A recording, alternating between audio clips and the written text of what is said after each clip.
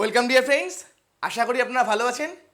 Dear friends, UGC NTA net এক্সামে mathematical reasoning থেকে যে ম্যাথগুলো আসে সেটা আমরা শুরু করেছিলাম। অলরেডি আমরা রেশিও অ্যান্ড প্রপোর্শন অর্থাৎ অনুপাত এবং সমানুপাত থেকে যে প্রবলেমগুলো বিগত কয়েক বছর এসেছিল আমরা সলভ করেছি। আজকে আমরা অ্যাভারেজ বা মিন, যাকে বাংলায় গড় বলা হয়, সেই প্রবলেমগুলোকে সলভ করব। বিগত কয়েক বছরে বিভিন্ন শিফটে এনটিএ নেট এক্সামে কি গড় থেকে প্রশ্ন এসেছিল, গড় থেকে কী ধরনের প্রশ্ন এসেছিল সেগুলোকে আমরা সলভ করব। তবে আজকের পড়া শুরু করার আগে বলছি, যারা সিটেটের প্রিপারেশন নিচ্ছেন বা কোনো স্টেটের টেটের প্রিপারেশন নিচ্ছেন তাদের উদ্দেশ্যে বলছি, আমাদের এই চ্যানেলটিতে সাইকোলজি এবং ম্যাথ রিলেটেড বিভিন্ন ভিডিও করা হয়, যেগুলো যদি আপনি সিটেট দেন বা কোনো স্টেটের টেট পরীক্ষা দেন আপনাকে হেল্প করবে। যারা এনটিএ নেটের প্রিপারেশন নিচ্ছেন, এনটিএ নেট এডুকেশনের প্রিপারেশন নিচ্ছেন তাদের উদ্দেশ্যে বলছি, আমাদের এই চ্যানেলটিতে এনটিএ নেট এডুকেশন এবং পেপার ওয়ানের বিভিন্ন ভিডিও করা হয়, যেগুলো যদি আপনি এনটিএ নেট এডুকেশন পেপার দেন আপনাকে তো হেল্প করবেই, এবং যারা অন্যান্য সাবজেক্টের আছেন তাদের ফার্স্ট পেপারও হেল্প করবে। যদি আপনারা আমাদের সাথে ফেসবুক, টেলিগ্রাম ইত্যাদি সোশ্যাল মিডিয়ার মাধ্যমেও যুক্ত হতে চান, আমি ডেসক্রিপশনে লিঙ্ক দিয়ে দিব, আপনারা অবশ্যই যুক্ত হয়ে নেবেন। সেখানে আমাদের চ্যানেলে আগামীতে কি ভিডিও আসতে চলেছে তার আপডেট আমরা দিয়ে থাকি এবং প্রয়োজনীয় পিডিএফও আমরা দিয়ে থাকি। আমি সার্থক পাল আপনাদের সবাইকে স্বাগত জানাচ্ছি আমাদের ইউটিউব চ্যানেল টাইম টু লার্নে। চলুন তাহলে শুরু করি। তাহলে ডিয়ার ফ্রেন্ডস, আজকে আমরা আলোচনা করতে যাচ্ছি অ্যাভারেজ বা মিন, যাকে বাংলায় গড় বলা হয়। এনটিএ নেট এক্সামে কয়েক বছর এখান থেকে যে ধরনের প্রশ্ন এসেছিল সেগুলোকে আজকে আমরা অ্যানালাইজ করব এবং বোঝার চেষ্টা করব সেই প্রবলেমগুলোকে আমরা কত সহজে আমরা সলভ করতে পারি। তাহলে অ্যাভারেজ বা গড় বা মিন, এখান থেকে যে সূত্রটা আমাদের মেন মনে রাখতে হবে সেটা কি, গড় সমান সমান সংখ্যাগুলির মোট সমষ্টি বাই কতগুলো সংখ্যা আছে।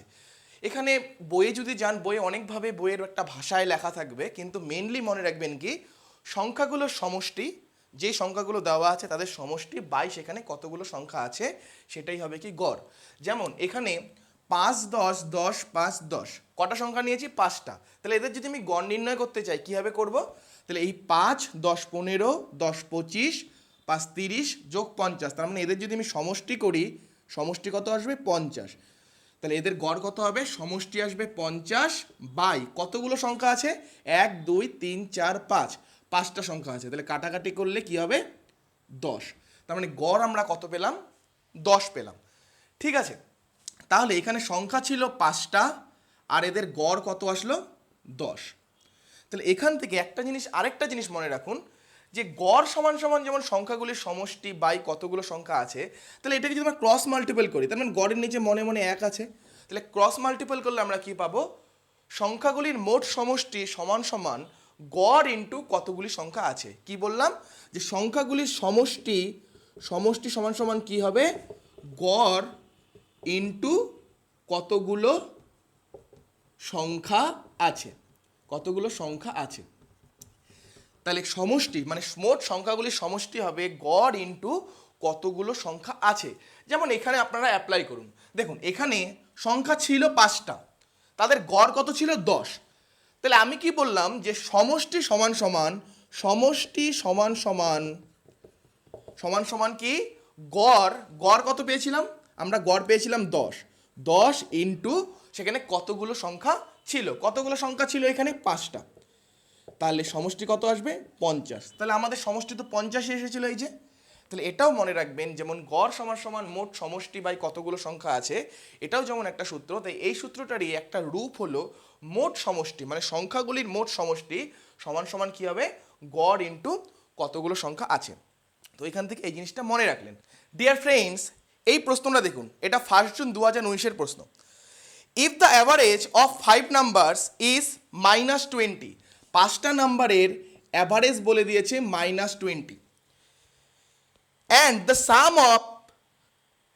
sum of 3 of the numbers is 32, মানে 3টা নাম্বারের সমষ্টি বলে দিয়েছে 32, then what is the average of the other two numbers?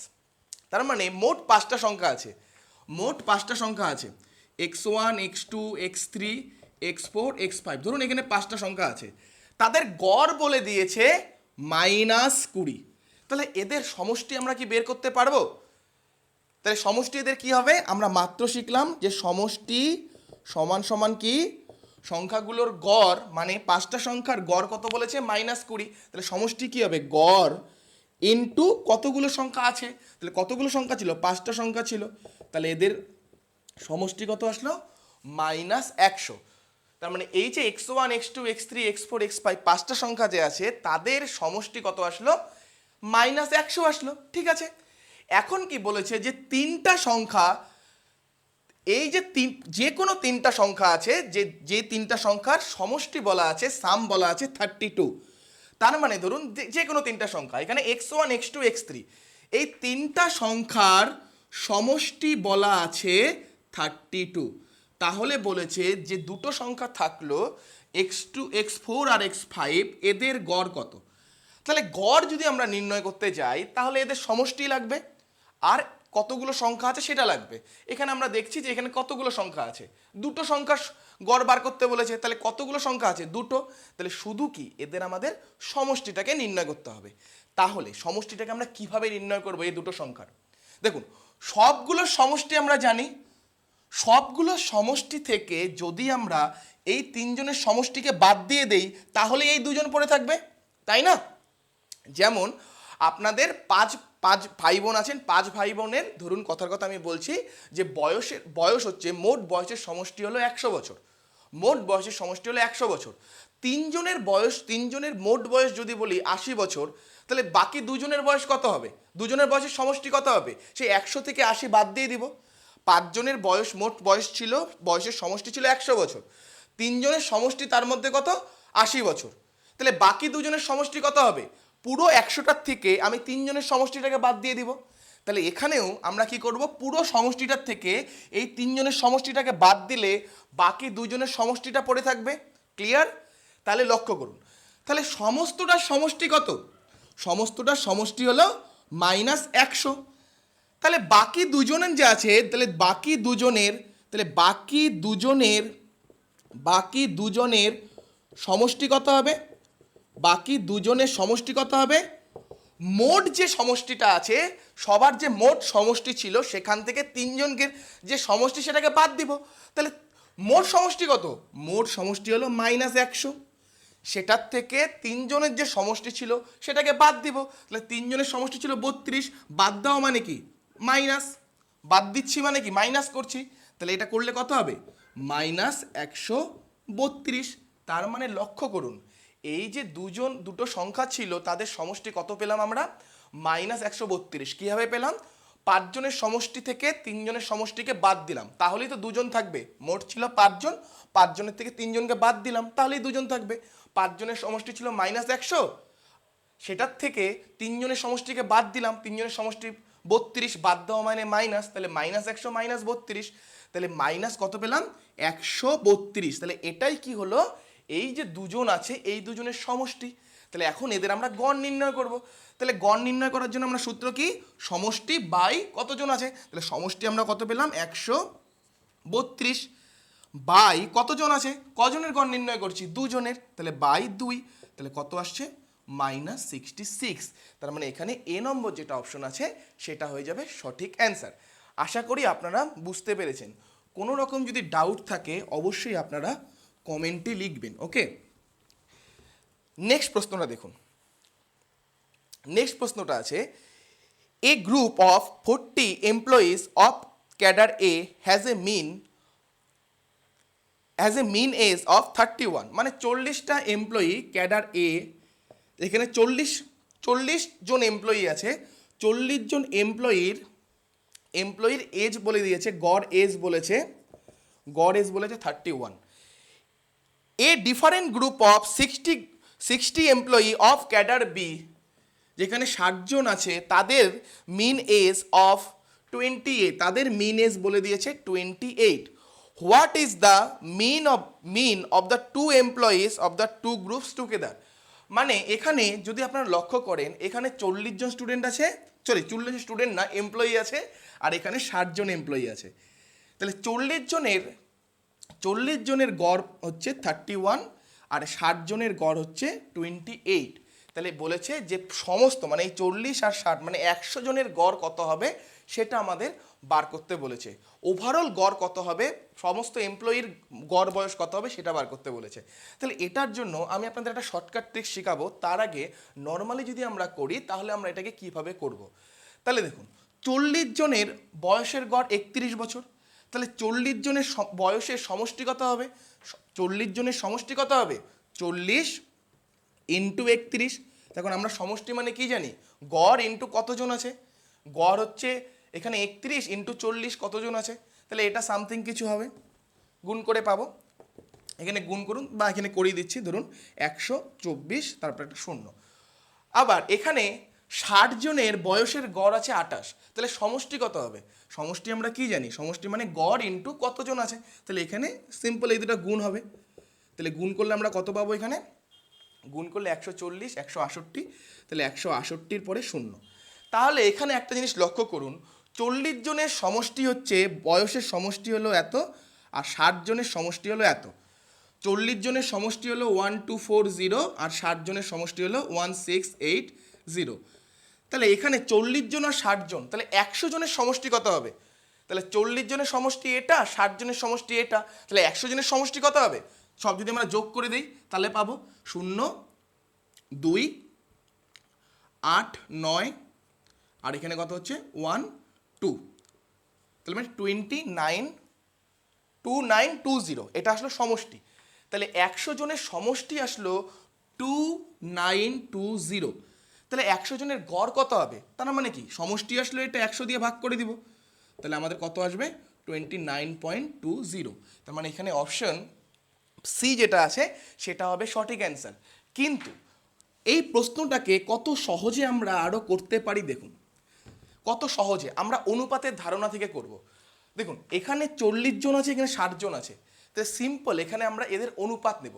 তাহলে 40 জন আর 60 জনের অনুপাত কি হবে, 40 আর 60-এর অনুপাত যদি আমরা করি কত হবে, 40 আর 60-এর অনুপাত যদি আমরা করি 2 3, 40 আর 60কে যদি অনুপাতে করি কি হবে 2:3, তাহলে 2 হচ্ছে 40 আর 60 হয়ে গেল 3। ওকে, তাহলে আমার এমপ্লয়ি কত হয়ে গেল 2 জন আর 3 জন, মানে 5 জন এমপ্লয়ি হয়ে গেল। আমার 100 জনে আমি চেকই করবো না, শুধু আমি 5 জনে চেক করব। তাহলে দেখুন 2 জনের বয়সের গড় কত 31, তাহলে 2 জনের সমষ্টি কত হবে 2 ইন্টু 31, 2 ইন্টু 31, তাহলে কত হচ্ছে 62। আবার এখানে 3 জনের গড় 28, তাহলে সমষ্টি কত হবে 3 ইন্টু 3 ইন্টু 28, আমি অ্যান্সার বলছিলাম একবারে গুণ করে, তাহলে 84 হবে। তাহলে এখন লক্ষ্য করুন এই যে 2 জন আর 3 জন মানে মোট 5 জন, তাহলে 5 জনের সমষ্টি কত হলো দেখুন তো, 5 জনের সমষ্টি 62 আর 84, তাহলে 84 আর 62কে যদি আমরা যোগ করি 6 14 146 আসলো। তাহলে এই যে 5 জন তার সমষ্টি আসলো 146, তাহলে গড় কত হবে, তাহলে বাই 5 করলে কত আসবে দেখুন 29.2 আসবে। তাহলে এখানে লক্ষ্য করুন আমরা কি করলাম, এখানে যে এমপ্লয়ির যে সংখ্যাটা ছিল আমরা তার কি করলাম অনুপাত নিলাম, অনুপাত নিয়ে ক্যালকুলেশন করে করলাম, তাতে কি হলো আমার ক্যালকুলেশনটা অনেক ইজি হয়ে গেল। দেখুন মাত্র 31কে 2 দিয়ে গুণ করলাম, 28কে 3 দিয়ে গুণ করলাম। যে স্যার এরকম আরেকটা অঙ্ক করলে ভালো হয়, চলুন তাহলে এইরকমই আর একটা অঙ্ক আছে, এটাও এনটিএ নেট এক্সামে এসেছিল 25 জুন 2019-এ, সেই অঙ্কটাকে আমরা করি। দেখুন অনেকটা একই রকমই অঙ্ক। কি বলেছে 40% of the employee in a factory are workers, মানে 40% এমপ্লয়ি কি worker, all the remaining employees are executives, মানে বাকি যারা আছে তারা কি executives. The annual income of each worker is 39,000 and the annual income of the executive is 42,000. What is the average annual income of all employee in the factory? তার মানে কি বলেছে দেখুন, এর আগেরটাই ছিল ক্যাডার এ আর ক্যাডার বি। ক্যাডার এতে ছিল 40 জন employee, cadre বিতে ছিল 60 জন এমপ্লয়ি। কিন্তু এখানে কি বলেছে, এখানে বলেছে 40% আছে ওয়ার্কার আর বাকি মানে কত, পার্সেন্টেজ মানে কত, পার্সেন্টেজ মানে আমাদের 100% আমরা ধরি, তাহলে 60% এখানে হলো, তাহলে বাকিটা বলেছিল এক্সিকিউটিভ, তাহলে বাকি কত হবে 100 থেকে 40 বিয়োগ করব, তাহলে কত হবে 60%। ওকে, তাহলে এরা কি এক্সিকিউটিভ আর এরা হচ্ছে ওয়ার্কার। যারা ওয়ার্কার ছিল তাদের যে বাৎসরিক বেতন সেটা কত ছিল 39,000, ওকে। আর যারা এক্সিকিউটিভ ছিল তাদের বাৎসরিক বেতন ছিল 42,000। হ্যাঁ, 42,000। তাহলে বলেছিল যে হচ্ছে কোম্পানির যে মোট যে ওয়ার্কার আছে তাদের অ্যাভারেজে অ্যানুয়াল ইনকাম কত। তাহলে এটাকেও আপনি আগের মতো করতে পারেন, এখানে 40 জন ধরতে পারেন, তাহলে 40 ইন্টু 39,000 প্লাস 60 ইন্টু 42,000 করে বাই 100 দিয়ে ভাগ করে করতে পারেন। কিন্তু এটাকেও আমরা শর্টকাটে করব। এই যে 40% আর 60% আছে, আমরা এর অনুপাত নেব। 40 আর 60-এর অনুপাত কত?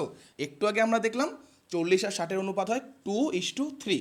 তাহলে সিম্পল আমরা 2 জন আর 3 জন ধরে নেব। দেখুন, আমি কিন্তু আপনাদের শর্টকাটে শেখানোর চেষ্টা করছি যেন পরীক্ষায় আপনারা তাড়াতাড়ি করতে পারেন। একটা অঙ্ক করতে গিয়ে যদি 5 মিনিট সময় নষ্ট করেন তাহলে কিন্তু আপনি পরীক্ষায় পুরোটা কমপ্লিট করতে পারবেন না। তাই আমি শর্টকাটে আপনাদের দেখানোর চেষ্টা করছি। তাহলে 2 জন আর 3 জন ধরলাম কেন? তখন 40 আর 60-এর অনুপাত কি হয়? 2:3। তাহলে সমষ্টি কত হবে? দেখুন, 2 জনের গড় হচ্ছে 39,000, তাহলে সমষ্টি কত হবে? 2 ইন্টু 39,000। দেখো, সমষ্টি মানে কি? গড় ইন্টু কতজন আছে, তাহলে এটা করলে কত হবে?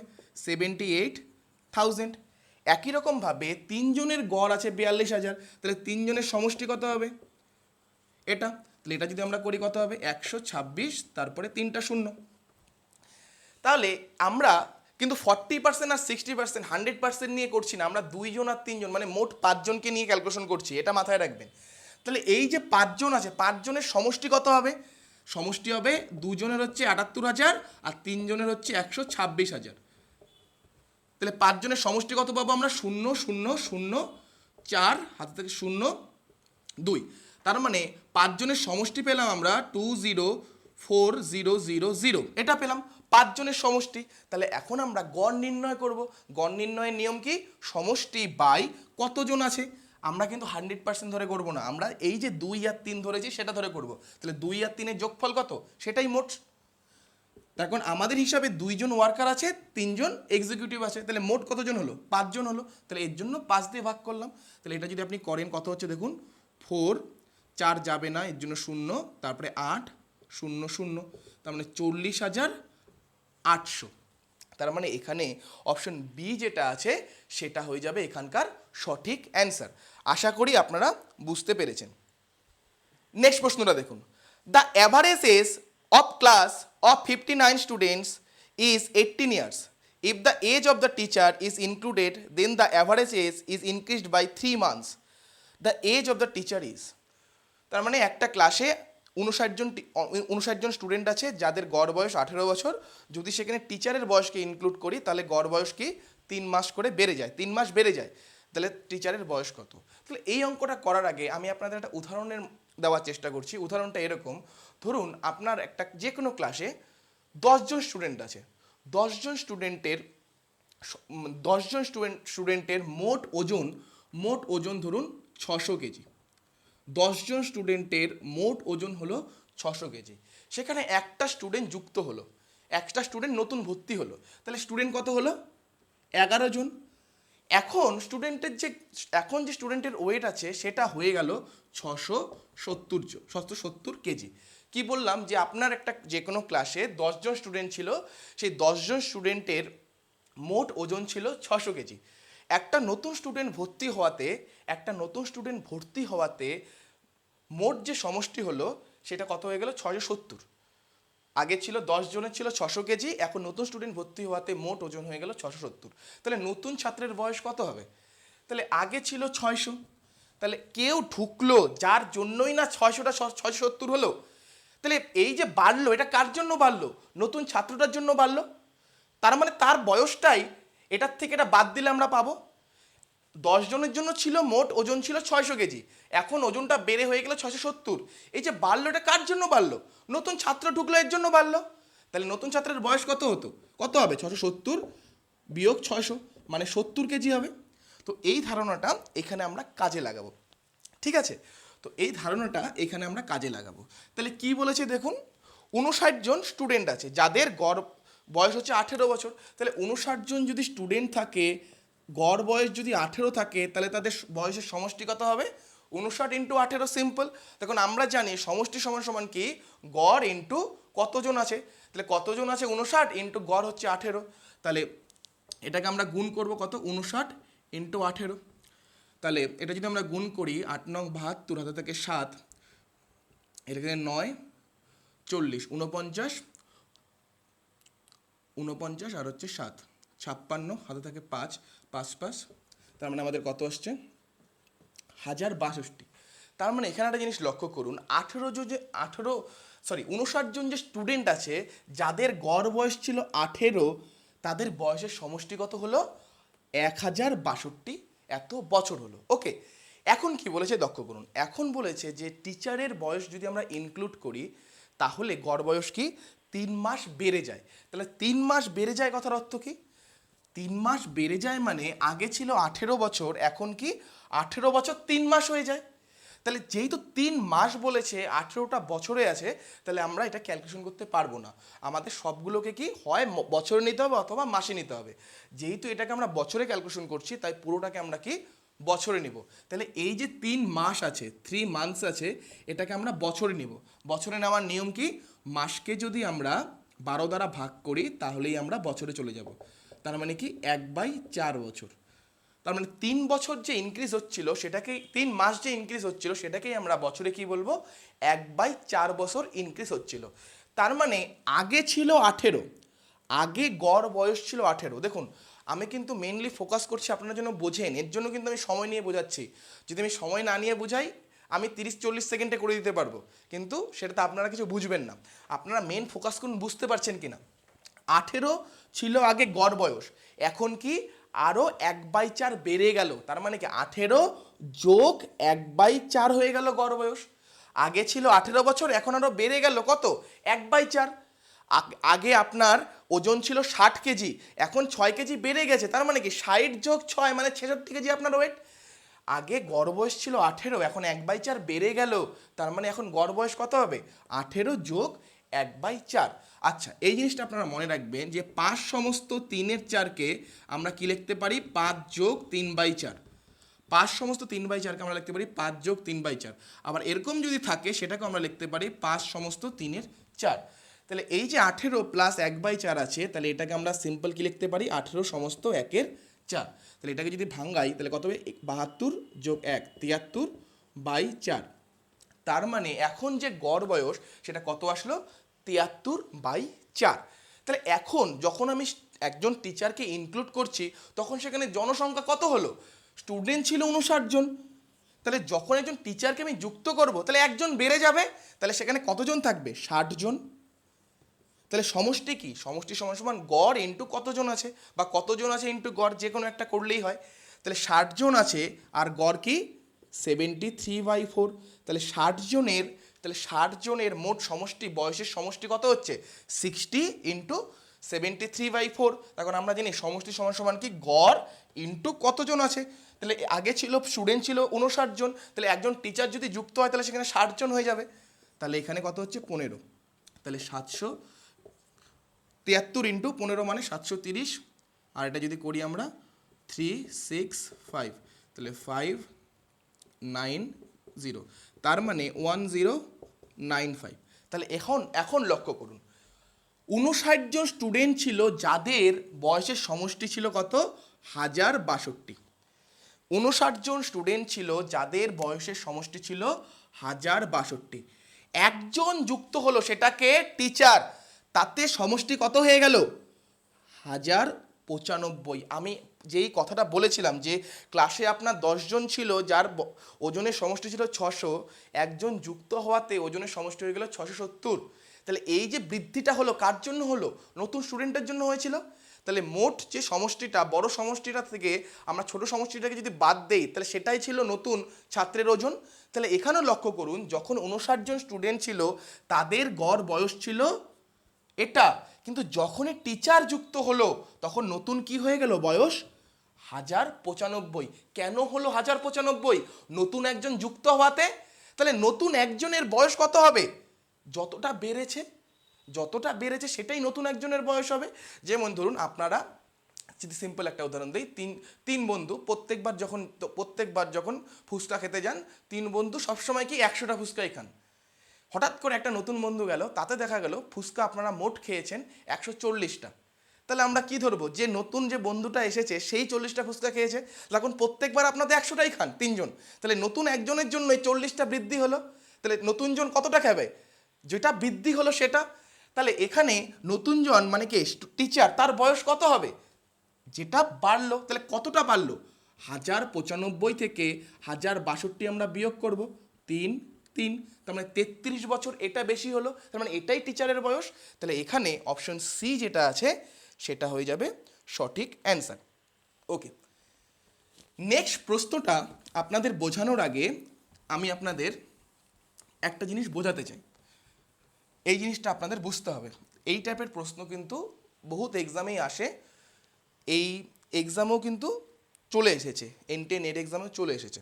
ধরুন আপনার কাছে 5টা সংখ্যা আছে, 5টা সংখ্যা আছে, 1টা 2টো 3টা 4টা 5টা, তাহলে 5-এর অর্ধেক কত, 5-এর অর্ধেক হলো আড়াই, আর আড়াইয়ের থেকে যদি হাফ বাদ দেই কত থাকে, 2।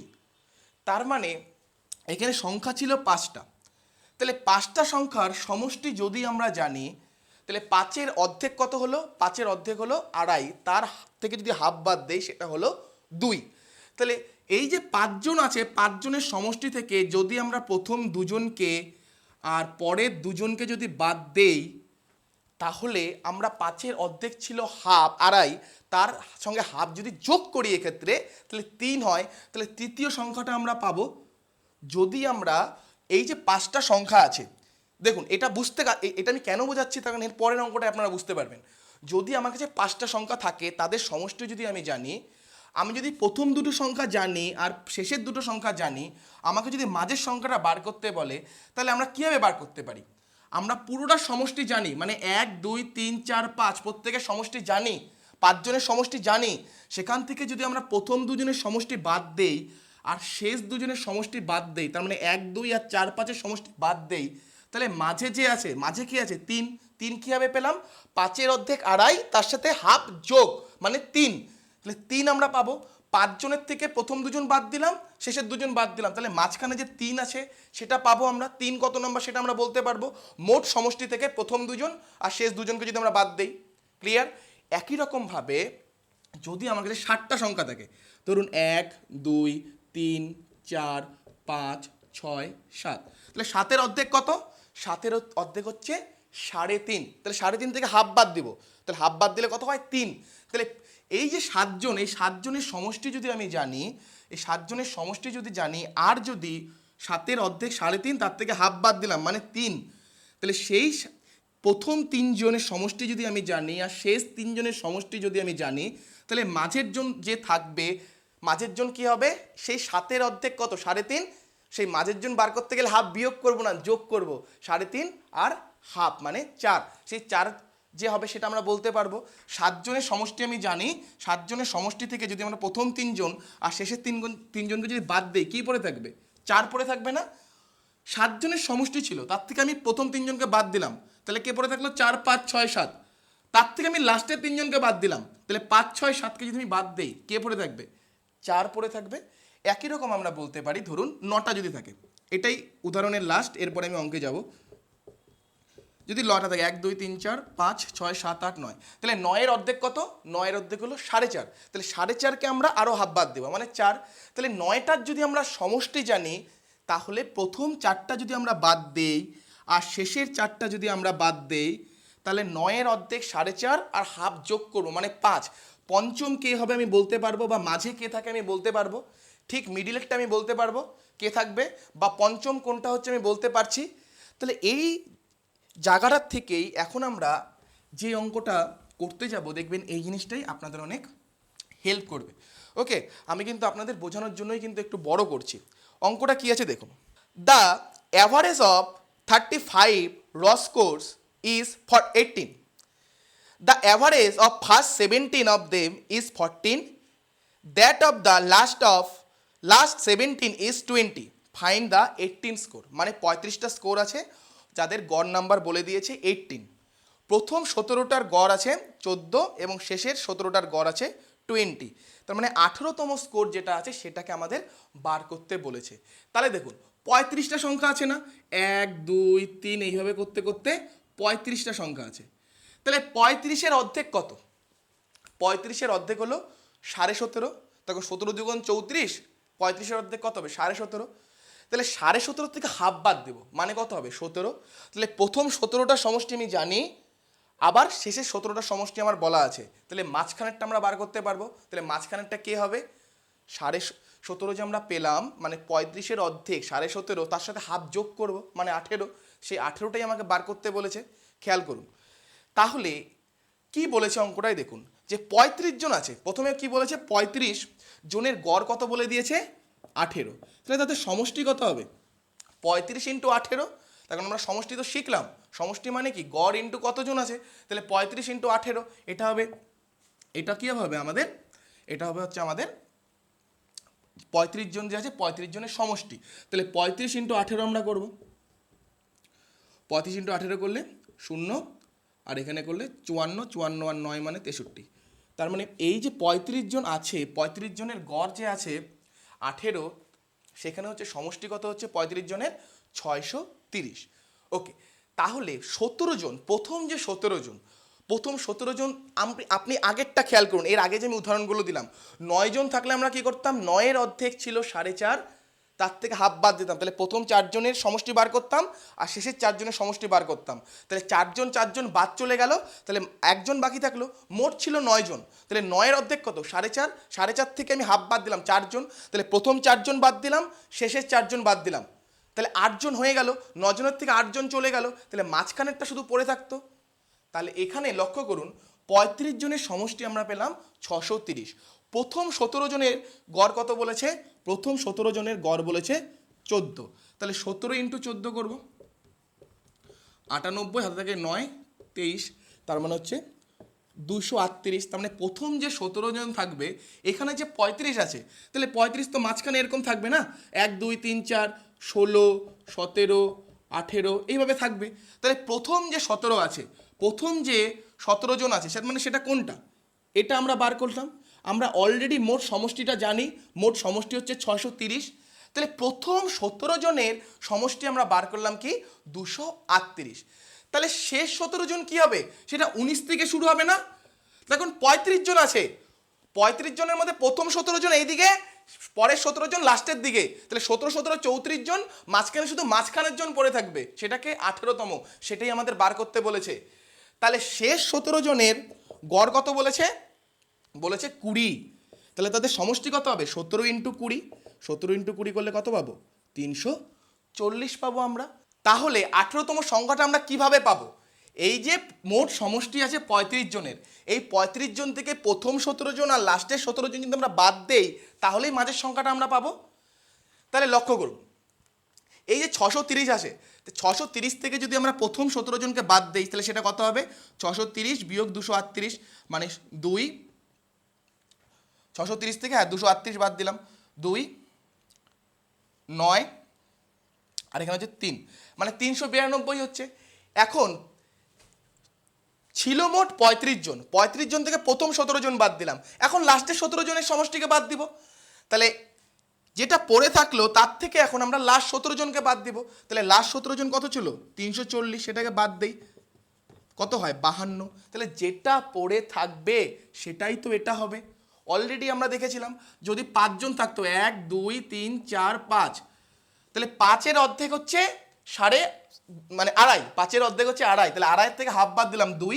তাহলে 5 জনের সমষ্টি থেকে আমরা যদি প্রথম 2 জন আর শেষের 2 জনকে যদি বাদ দেই, তাহলে 5-এর অর্ধেক আড়াই যোগ হাফ, মানে 3 নম্বরে যে থাকে তারটা পাই আমরা। তাহলে একই রকমভাবে 35 জন ছিল, 35 জন থেকে 35-এর অর্ধেক 17.5, তার অর্ধেক মানে হচ্ছে 17, প্রথম 17 আর লাস্টের 17 যদি বাদ দেই, আমরা কাকে পাই? 35.5-এর অর্ধেক 17.5 যোগ হাফ, মানে 18তম সংখ্যাটাকে আমরা পাই। তাহলে সেটাকে আমরা কি করলাম?